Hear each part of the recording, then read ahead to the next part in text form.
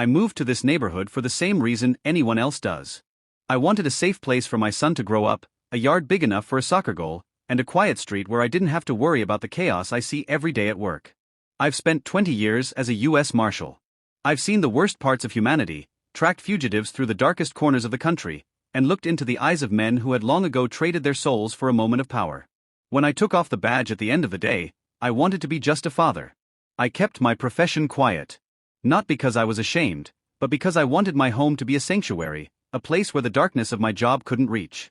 But I didn't realize that sometimes, the darkness doesn't come from the street, it comes from behind a manicured hedge and a clipboard. It started small. A letter about the height of my grass. A fine for leaving the trash cans out 3 hours too long after pickup. I paid them. I didn't want the trouble. But then the focus shifted. My 16-year-old son Leo is a good kid. He's the kind of kid who helps the elderly neighbor carry her groceries and spends his Saturday mornings practicing drills on the local field. He's a natural athlete, and when he earned the starting spot as the varsity soccer striker, I was the proudest dad in the world. But that was the catalyst. The HOA president, a woman named Karen, had a son on the same team. He was a senior, and he had been benched because my son was simply faster and more precise. To Karen, this wasn't a sports competition. It was a personal insult. She viewed the entire neighborhood as her kingdom, and Leo was a peasant who had dared to outshine her prince. The letters changed. They weren't about grass anymore.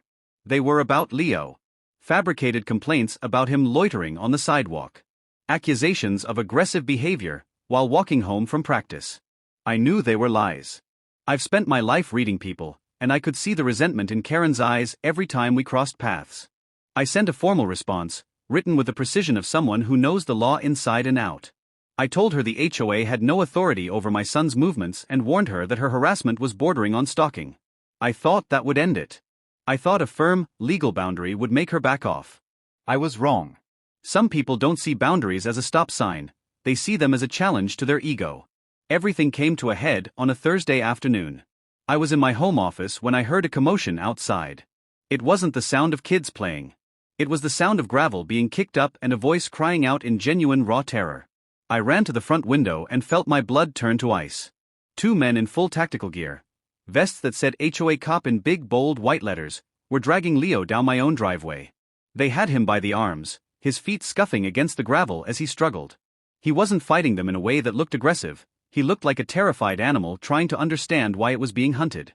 He was crying out for me, his voice cracking with a fear I never wanted him to know. Behind them were 2 white SUVs, outfitted with amber light bars and official-looking decals, staged in a way to block my driveway and intimidate anyone who saw. I didn't think as a marshal. I thought as a father. I burst through the front door, my heart hammering against my ribs. I saw the men tightening their grip on Leo's thin arms, their faces hidden behind dark sunglasses and expressions of smug authority. I recognized the look. It was the look of men who had been given a little bit of power and a whole lot of permission to be cruel. I stayed on my porch for a split second, my hands visible, and I shouted with the voice I use when I'm serving a high-risk warrant. I ordered them to release him immediately. I told them they were on private property and had no legal authority to touch a minor. They didn't flinch.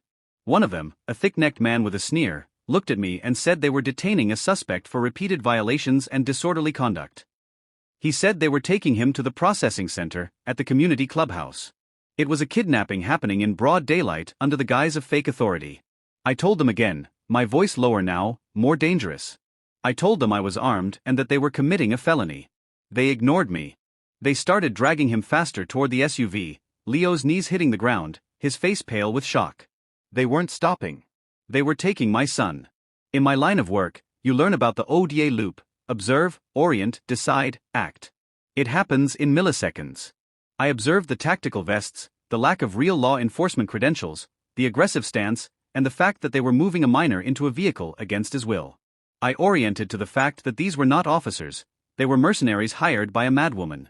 I decided that if those doors closed with Leo inside, I might never see him again, or he would be scarred in ways I couldn't fix. I acted. I drew my service weapon. I gave one final command, a roar that shook the air. They didn't let go. Instead, the man on the right reached for a holster on his hip. He never made it. I fired. 2 rounds, sent a mass. The first man dropped instantly.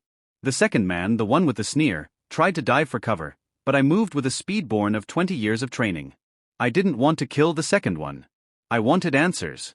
I disabled him with a shot to the leg, and he hit the dirt, screaming a very different tune than he had seconds before. I didn't run to the men. I ran to Leo. I pulled him behind the brick pillar of our porch, checking him for injuries, my hands trembling as I felt his pulse. He was shaking so hard his teeth were chattering, but he was alive. I told him to go inside, to lock the door, and to get on the floor. Then, I went back into work mode. I called 911, identifying myself as a federal agent and reporting an officer-involved shooting. I stayed on the line, my weapon holstered but my hand near it, watching the surviving man bleed out on my driveway. When the deputies arrived, I didn't play the hero. I stood with my hands up, my credentials on the ground in front of me. I cooperated. I showed them the cameras. I showed them the letters from Karen. I showed them the tactical gear these men were wearing. Cheap knockoffs bought online to look official. The investigation didn't take long. The surviving enforcer, a man who had been dishonorably discharged from the military years ago, broke within hours. He told the detectives everything. He told them how Karen had paid them $5,000 each to teach the kid a lesson and remove the problem from the neighborhood. He provided the encrypted messages, the bank transfers, and the map Karen had drawn of our house. The aftermath was a whirlwind of justice. The surviving man took a plea deal, 35 years for attempted kidnapping and impersonating an officer. Karen was arrested at her home, still wearing her HOA name tag. She didn't look like a queen then. She looked like a small, broken woman who had let her petty grievances turn into a monster. She was sentenced to 22 years. The county dissolved the HOA, realizing that giving that much power to untrained civilians was a recipe for tragedy. It took a long time for the house to feel like a home again. For months, every time a car slowed down in front of the house, Leo would flinch. But we didn't move. I wouldn't let her win by driving us away. 2 weeks ago, Leo played in his first game back. The stands were full of people from the neighborhood, people who had finally woken up and realized that the safety the HOA promised was a lie. When Leo scored that first goal, a beautiful strike from 30 yards out, he didn't look at the scout in the stands. He looked at me. I'm still a Marshal. I still see the darkness. But now, when I come home and see my son practicing in the yard, I know that the darkness has its limits. I learned that day that authority is something you earn through character, not something you buy with a vest and a badge. And I learned that as long as I'm standing, my family is safe. The gravel in the driveway has been replaced, the SUVs are long gone, and the only sound you hear now is the ball hitting the back of the net. That's the only sound I ever wanted to hear.